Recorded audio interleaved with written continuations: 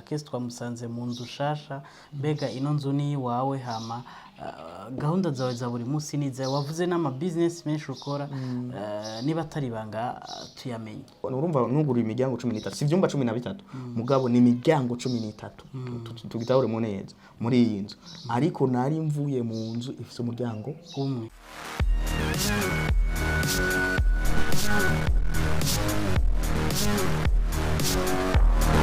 dutandukire muri kubuka Akes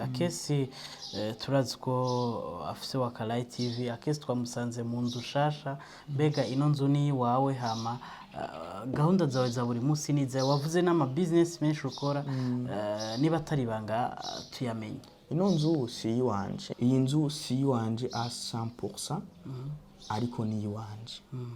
kubera ko uno mwanya ari mu biganza vya Akes turabonye post uvuga ati nari narasavye Imana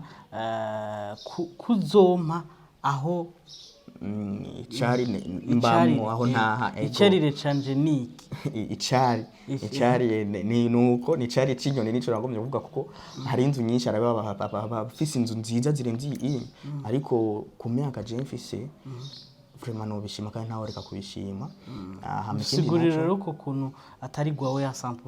ukuntu atari gwanje a 100% nuko muri uno mwanya ndayipanze urayipanze ariko gahunda afise niyo kuzogura inzu nintaguriye nzogura indi et d'ailleurs byari prévu ko nkeneye kubigira muri uno mwanya bisigura ko kubatabizi Akes